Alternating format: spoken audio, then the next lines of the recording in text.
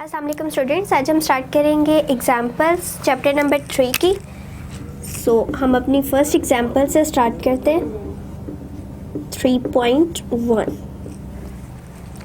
Find the acceleration that is produced by 20 Newton force in a mass of 8 kilogram. Simply acceleration find out करना है और force जो है वो given है that is 20 Newton and mass है 8 kilogram. So given data में है force of 8 Newton and force is 20 Newton and mass is 8 kilogram and we have to find out the acceleration and it is represented by A. So हम solution start करते हैं। Simply है कि हमारे पास force का फॉर्मूला होता है F इक्वल्स टू ma, ठीक है, by second law of Newton. So हमारे पास फोर्स भी गिवन है, मास भी गिवन है, जस्ट एक्सेलरेशन फाइंड आउट करना है। एक्सेलरेशन फाइंड आउट करने के लिए इस टर्म को रीअरेंज कर लेंगे। A को सेपरेट आउट कर लिया, देन F ओवर m हमारे पास बच जाएगा। इनमें वैल्यूज पुट करते हैं।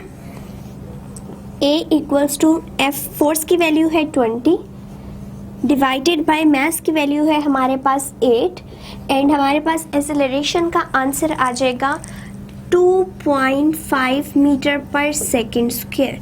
मीटर पर second square is the unit of acceleration. So ये हमारा बहुत सिंपल सी एग्जांपल थी जिसमें फोर्स भी गिवन था, मास भी गिवन था एंड हमें एक्सेलरेशन फाइंड आउट करना था by using the Newton second law. हमने उसको रीअरेंज किया and we find out the acceleration that is 2.5 metre पर second square. The next one is example number 3.2. 3.2 अब हम स्टार्ट करते हैं। A force acting on a body of mass 5 kilogram produces an acceleration of 10 meter per second square. एक force है जो कि body पे एक्ट कर रही है, बॉडी का मास है 5 किलोग्राम एंड प्रोड्यूस कर रही है एक्सेलरेशन ऑफ 10 मीटर पर second square. What acceleration the same force will produce in a body of mass 8 kilogram? अब वो उतनी ही फोर्स लग रही है दूसरी बॉडी पे जिसका मास है 8 किलोग्राम, तो कितना एक्सेलरेशन प्रोड्यूस होगा जब फोर्सेस सेम होंगी। सबसे पहले तो गिवन डाटा में ये है कि फोर्सेस जो है लग रही F1, ठीक है। F1 हम इसलिए कह रहे हैं कि मास जो है वो पहले वाला है 5 किलोग्राम एंड एक्सेलरेशन 10 मीटर पर सेकेंड है। उस मास पे जितनी फोर्स लग रही थी that is equals to the force acting on mass 2 and mass 2 कितना है 8 किलोग्राम। सो इसलिए हमने इस तरह से लिख लिया कि फोर्स F1 जो है that is equals to force F2। The next thing that is given is mass 1, mass M1 से डिनोट करेंगे इसको and it is 5 kilograms. 5 kilogram mass given है एंड एक्सेलरेशन प्रोड्यूस हुआ है दैट इज 10 मीटर पर second square and ये acceleration होगा A1। मास 1 इतना था, एक्सेलरेशन इतना प्रोड्यूस हुआ है फॉर द फोर्स F1। अब फोर्स F2 जो कि एक्ट कर रही है दूसरी बॉडी पे एंड उस बॉडी का मास कितना है, mass M2 equals to 8 kilogram and we have to find out the acceleration A2 equals to find out. So हम इसका सोल्यूशन स्टार्ट करते हैं। सोल्यूशन में अगर हम देखें तो बिल्कुल सिंपल है कि इसी इक्वेशन से हमें सारी बात क्लियर हो जाएगी। फोर्स F1 मतलब F1 किसके इक्वल होगा, M1 A1, क्योंकि यहाँ पे अगर हम देखें force equals to ma by Newton second law, तो हमने जस्ट यहाँ पे वैल्यूज पुट की हैं। इसी तरह से F2 के लिए हम क्या लिखेंगे, M2 A2 and we have to find out the acceleration A2 that is acting on the body of 8 kilogram mass. So A2 को जो है हम सेपरेट आउट कर लेंगे इस तरह से एंड जस्ट वैल्यूज पुट करेंगे। अब M1 की वैल्यू है 5 किलोग्राम इंटू 10, एक्सेलरेशन A1 जो प्रोड्यूस हुआ था दैट वाज 10 मीटर पर सेकेंड स्क्वायर एंड M2 हमारे पास गिवन है दैट इज 8। सो हमारे पास जो आंसर आएगा इसका दैट विल बी 6.25 मीटर पर सेकेंड स्क्वायर। सो ये एक्सेलरेशन प्रोड्यूस हुआ है जब सेम फोर्स ने एक्ट किया ऑन द मास 8 किलोग्राम, ठीक है। जब सेम फोर्स ने M1 पे एक्ट किया था जो कि जिसका मास था 5 किलोग्राम, तब एक्सेलरेशन प्रोड्यूस हुआ 10 मीटर पर सेकेंड स्क्वायर। लेकिन वही फोर्स अगर मास 2 पे एक्ट करिए जो कि 8 किलोग्राम है, देन एक्सेलरेशन प्रोड्यूस होगा 6.25 मीटर पर second square. Now the next one is 3.3। 3.3 में हम डिस्कस करेंगे about cyclist. A cyclist of mass 40 kilogram exert a force of 200 Newton to move his bicycle with an acceleration of 3 meter per second square. How much is the force of friction between the road and the tires? एक cyclist है जिसका मास है 40 kilogram और वो exert कर रहा है force cycle पे, दैट इज़ 200 न्यूटन। अब जो बाईसाइकिल ने एक्सेलरेशन प्रोड्यूस हुआ बाईसाइकिल में, दैट इज़ 3 मीटर पर second square. We have to find out the force of friction between the tires and the road. So इसका given data में हमारे पास आ जाता है mass, जो कि साइक्लिस्ट का mass बताया हुआ है, that is 40 kilogram, 40 kilogram. And force जो वो exert कर रहा है cyclist, that is force, applied force है क्योंकि साइक्लिस्ट इस पे अप्लाई कर रहा है, so it is 200 newton. Then next thing is acceleration जो हमारे पास प्रोड्यूस हुआ by applying the force. Acceleration की वैल्यू गिवन है 3 मीटर पर second square. So we have to find out the force of friction. Force of friction यहाँ पे हमारे पास अब दो चीज़ें गिवन है, एक सिंपली मास गिवन है एंड एक्सेलरेशन गिवन है, the next thing is applied force given है। सो सबसे पहले हम देखेंगे कि फोर्स ऑफ फ्रिक्शन के लिए यहाँ कौन सा फॉर्मूला यूज होगा। सॉल्यूशन स्टार्ट करते हैं। सॉल्यूशन के अकॉर्डिंग हमारे पास फ्रिक्शन इस तरह से आ सकती है कि जो नेट फोर्स होती है, net force equals to applied force, जितनी अप्लाई की गई है, minus force of friction. So friction की फोर्स को अगर माइनस कर दिया जाए अप्लाइड फोर्स में से, then we get the net force. And हमें फाइंड आउट करनी है force of friction. It means हमारे पास दो वैल्यूज होनी चाहिए, एक तो नेट फोर्स की होनी चाहिए, एक अप्लाइड फोर्स की। एंड अप्लाइड फोर्स की वैल्यू गिवन है, that is 200 newton. And net force हम फाइंड आउट कर सकते हैं by using the mass and acceleration. So सबसे पहले हम नेट फोर्स निकालेंगे। Net force that is equals to MA, F equals to MA। Simply mass and acceleration को multiply करेंगे, 40 into 3 it will give 120 newton. So हमारे पास यहाँ पे 120 न्यूटन भी आ गया एंड अप्लाइड फोर्स भी गिवन है, दैट इज़ 200। नेट फोर्स आएगी 120 न्यूटन एंड अब इसको अप्लाई करेंगे इस फॉर्मूला में, तो नेट फोर्स हमारे पास है 120 न्यूटन। अप्लाइड फोर्स की वैल्यू गिवन है, that is 200 Newton, minus force of friction हमें फाइंड आउट करनी है, फोर्स ऑफ फ्रिक्शन। तो अब हम इस पूरी जो इक्वेशन है हमारे पास, इसको रीअरेंज करेंगे इस तरह से कि हमारे पास फोर्स ऑफ फ्रिक्शन की वैल्यू आ जाए। फोर्स ऑफ फ्रिक्शन को दूसरी साइड पे अगर हम ले आए तो it will give the positive answer, ठीक है।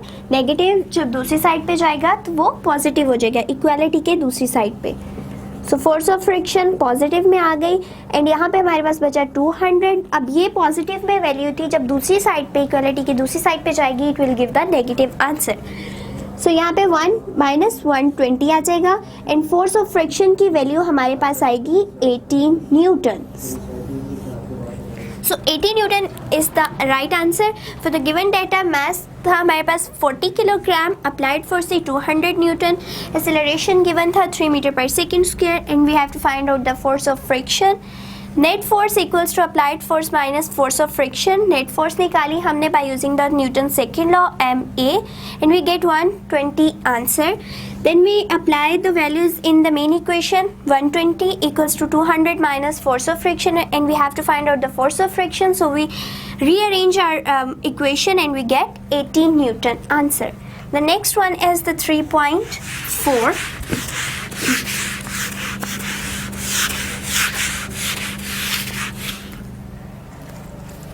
Example number 3.4. Two masses 5.2 kg and 4.8 kg are attached to the ends of an inextensible string which passes over a frictionless pulley. Find the acceleration in the system and the tension in the string when both the masses are moving vertically. So given data है हमारे पास mass m1 and mass m2 and its value is mass 1 है 5.2 kg and mass 2 है 4.8 kg. सो हमारे पास ये case ऐसा है जिसमें पुली के ऊपर फ्रिक्शनलेस पुली पे दो मैसेस अटैच है वर्टिकली इस तरह से m1 and m2 and we have to find out the acceleration इस सिस्टम का फाइंड आउट करना है एंड टेंशन फाइंड आउट करनी है. और इस केस के लिए हमारे पास एसेलरेशन का फॉर्मूला भी गिवन है एंड टेंशन का भी. सिंपली फॉर्मूलाज लगाएंगे एंड देन वैल्यूज पुट करने के बाद आंसर आ जाएगा. सो एसेलरेशन जो है यहाँ पे फाइंड आउट करना है. The next thing is tension find out करनी है. एसेलरेशन के लिए फॉर्मूला है for this case m1 minus m2 over m1 plus m2 into g. सो जी की वैल्यू हमारे पास क्या होती है, ग्रेविटेशनल एसेलरेशन. दोनों बॉडीज जो है वर्टिकली एक्ट कर रही है, इनके ऊपर ग्रेविटी एक्ट कर रही होगी इस तरह से. सो ग्रेविटी की वैल्यू जो होगी, ग्रेविटेशनल एसेलरेशन की वैल्यू 10 मीटर पर सेकेंड स्क्वायर. सो इसी 10 मीटर पर सेकेंड स्क्वायर को हम इस वैल्यू में यूज़ करेंगे. A equals to m1 5.2 kilogram 5.2 minus 4.8 divided by 5.2 plus 4.8 and multiply with 10. So the answer will be 0.4 meter per second square. Acceleration will be 0.4 meter per second square. The next thing जो है हमें find out करनी है tension and its formula is 2m1 m2g over m1 plus m2. Simply values put करेंगे. m1 की value है हमारे पास 5.2 फॉर्मूले का एंड m2 की वैल्यू है 4.8 डिवाइडेड बाय 5.2 प्लस 4.8 एंड इस होल को मल्टीप्लाई करेंगे 10 से. Then we get the tension and its value is 50 newton. तो ये हमारे पास एक सिंपल सा जो है एग्जाम्पल थी जिसमें हमारे पास m1 गिवन था, m2 गिवन था, एसेलरेशन फाइंड आउट करना था, इंटेंशन फाइंड आउट करना था फॉर द केस जब हमारे पास दो मैसेज जो हैं वर्टिकली अटैच हुए थे with the frictionless pulley. Then solution हमने स्टार्ट किया, एसेलरेशन का फॉर्मूला अप्लाई किया एंड वैल्यूज अप्लाई करके एसेलरेशन की वैल्यू आई 0.4 मीटर पर सेकेंड स्क्वायर एंड टेंशन की वैल्यू जब हमने वैल्यूज़ को पुट किया in the formula then we get tension equals to 50 newton. Example number 3.5. Two masses 4 kg and 6 kg are attached to the end of an inextensible string which passes over a frictionless pulley such that mass 6 kg is moving over a frictionless horizontal surface and mass 4 kg is moving vertically downward. Find the acceleration in the system and the tension in the string. So given data here, message तो हमें given है that is m1 and m2 and इस case में हमारे पास एक body जो है frictionless पुली के हॉरिजॉन्टल है, एक जो है वर्टिकल मूव कर रही है. जो वर्टिकल है उसको m1 कह देते हैं, जो हॉरिजॉन्टल है that is m2. So m1 हमारे पास गिवन है that is 4 kilogram. The next thing is m2 and m2 की वैल्यू है 6 किलोग्राम. हमें फाइंड आउट करना है एसेलरेशन फाइंड आउट करना है एंड टेंशन फाइंड आउट करनी है. Tension find out. So solution start करते हैं. सोल्यूशन में सिंपली हम जो है फॉर्मूलाज पुट करेंगे फॉर एसेलरेशन एंड टेंशन. इस केस में जब एक बॉडी जो है हॉरिजॉन्टल मूव कर रही है फ्रिक्शनलेस पुली के and the other one is vertically moving, ठीक है. सो इसके लिए जो हमारे पास एसेलरेशन का फॉर्मूला है that is m1 over m1 plus m2 into g. Simply values put करेंगे. वैल्यूज पुट करने के बाद हमारे पास m1 जो है that is 4 kilogram, m1 and m2 को ऐड करना है that is 4 plus 6 10 and gravitational acceleration की वैल्यू आएगी हमारे पास 10. So it will give 4/10 into 10. So acceleration will be 4 meter per second square. So अब हमें acceleration की वैल्यू फाइंड आउट कर ली है, टेंशन की वैल्यू फाइंड आउट करेंगे and it's formula is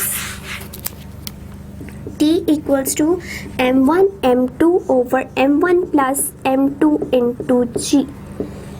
So values put करते हैं, m1 is 4, 6 over 4 plus 6 into 10. It will give 24 over 10 into 10 and tension will be 24 newtons. सो ये हमारे पास जो थी गिवन डेटा था कि मास 1 जो है दैट इज़ 4 किलोग्राम, मास 2 जो है that is 6 kilogram. Acceleration find out करनी थी एंड टेंशन फाइंड आउट करनी थी. एसिलरेशन के लिए फॉर्मूला था that is m1 over m1 plus m2 into G. Values put करने के बाद एसिलरेशन की वैल्यू आएगी 4 मीटर पर second square. And the next thing is tension. Tension के लिए हमने फॉर्मूला अप्लाई किया m1 m2 over m1 plus m2 into G. Values put करेंगे and we get T equals to 24 Newton's.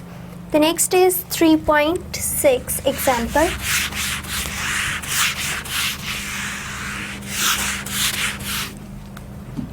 Example number 3.6.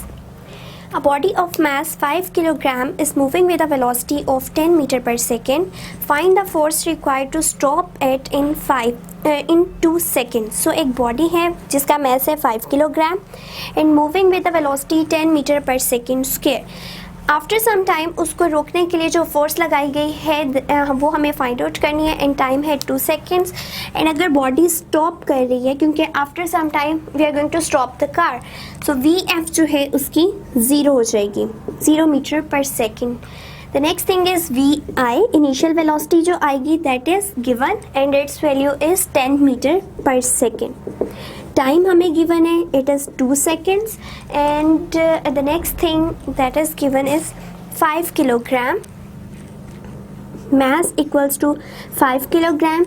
We have just find out the force कि force कितनी होगी जो कि अप्लाई की जाएगी बॉडी को स्टॉप करने के लिए आफ्टर 2 seconds. सो इसका सोल्यूशन स्टार्ट करते हैं.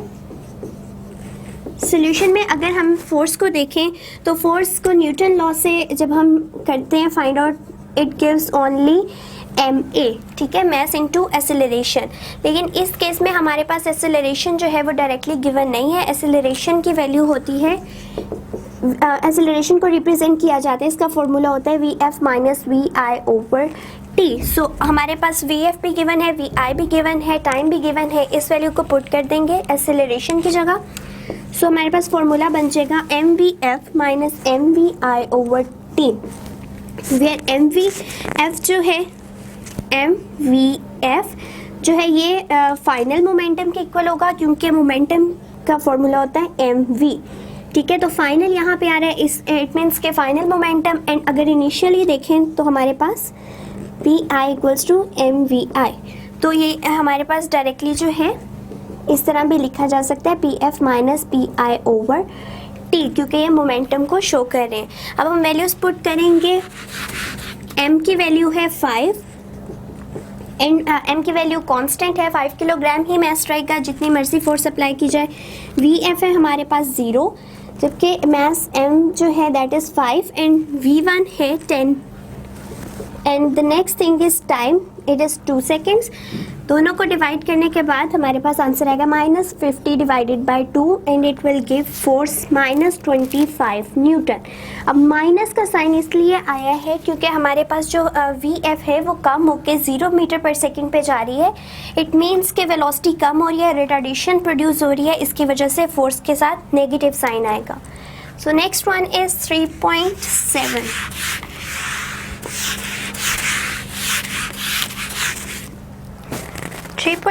is about a bullet of mass 20 gram is fired from a gun whose basal velocity is 100 meter per second. Find the recoil of the gun if the mass is 5 kilogram. So 3.7 में हमारे पास जो है ये case है जहाँ पे हम लोग यूज़ करेंगे law of conservation. In law of conservation के अकॉर्डिंग हम इसको फाइंड आउट करेंगे. जबकि मैस जो गिवन है बुलेट का it is 20 grams.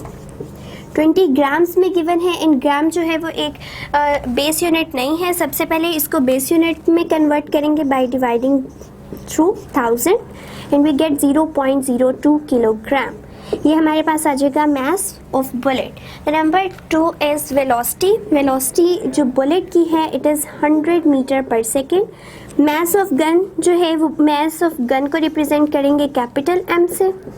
Gun capital M की वैल्यू है हमारे पास given 5 kilogram and we have to find out the velocity of the gun. Recoil velocity find out करनी है। सो सोल्यूशन में सिंपली हम पहले law of conservation of momentum को अप्लाई करेंगे, जिसके अकॉर्डिंगली हमारे पास आता है कि initial momentum and final momentum conserve रहना चाहिए। तो initial momentum plus final momentum इस तरह से होगा, initial momentum equals to final momentum.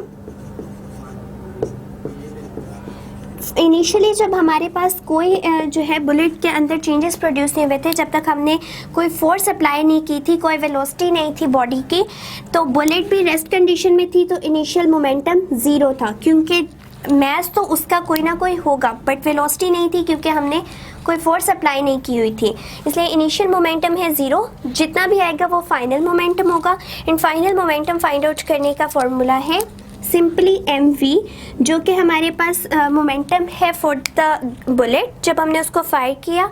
And the next thing is mass of gun plus velocity of gun, and ये मोमेंटम हो जाएगा गन का। And we have to find out the recoil velocity. So इसको rearrange करेंगे and we gate mv, क्योंकि यहाँ दोनों plus में है, जब इक्वालिटी के दूसरी साइड पे आएंगे it will give the negative answer, and ये हमारे पास बचेगा mv।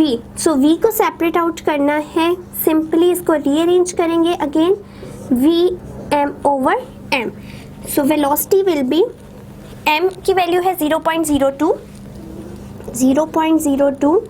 Velocity of the bullet है 100 and mass of the gun is given, it is 5 kilogram, and we get the recoil velocity whose value is minus 0.4 meter per second, and minus sign show here that is the recoil velocity.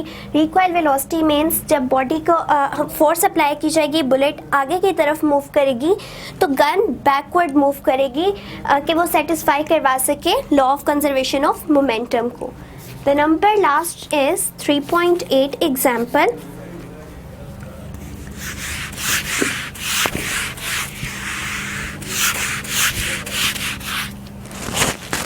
A stone of mass 100 gram is attached to a string 1 meter long. The stone is rotating in a cycle with a speed of 5 meter per second. Find the tension in the string. So given data के according हमारे पास mass given है mass m and its value is 100 gram। 100 gram mass है एक string का, ठीक है। एक stone of mass 100 ग्राम है, सॉरी mass ऑफ जो है स्टोन था, एंड अटैच हुआ हुआ है एक स्ट्रिंग से जो कि 1 मीटर लॉन्ग है, ठीक है। उसके लेंथ भी गिवन है हमें, अब वो 1 मीटर लॉन्ग है एंड जो stone is rotating in a circle with a speed of 5 meter per second. Find the tension in the string. So हमारे पास mass given है। अगर हम अपनी इसके अकॉर्डिंग डायग्राम को बनाना चाहें तो हमें गिवन है कि एक स्ट्रिंग है, ठीक है, और स्ट्रिंग जो है उसके पहले तो हम कह लेते हैं कि ये लेंथ है and it is 1 metre long, ठीक है।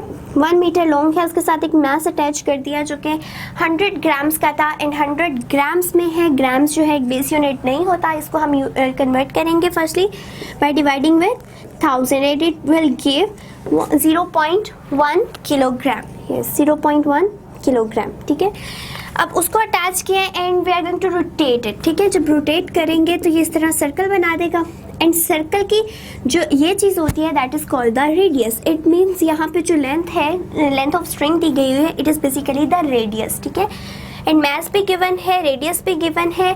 The next thing which is given is the velocity 5 metre पर second, and we have just find out the tension, ठीक है। Tension in the string find out करनी है। Solution start करते हैं अब हम इसका। अगर हम अपने इस केस में देखें कि यहाँ पे सेंट्रीपिटल फोर्स कौन सी चीज़ प्रोवाइड कर रही है, ठीक है। सेंट्रीपिटल फोर्स जो है वो टेंशन प्रोवाइड करती है। इस स्ट्रिंग में जितनी टेंशन होगी that will provide the centripetal force, and centripetal force वो फोर्स है जिसकी वजह से जो है मास बिल्कुल स्ट्रेट लाइन मूव नहीं करता बट एक सर्कुलर पाथ में मूव करता है, ठीक है। हमारे पास यहाँ पे जो टेंशन फाइंड आउट करनी है और हमारे गिवन डेटा के अकॉर्डिंग टेंशन किस तरह फाइंड आउट होगी कि tension is equals to centripetal force, ठीक है। सेंट्रीपिटल फोर्स को हम डिनोट कर लेते हैं FC से, ठीक है। इसको डिनोट ही FC से करते हैं। अब हमारे पास अगर सेंट्रीपिटल फोर्स का फॉर्मूला देखा जाए एंड तो इसका फॉर्मूला होता है mv²/r। यहाँ पे हमें m भी गिवन है, वेलोसिटी भी गिवन है एंड इवन रेडियस भी गिवन है।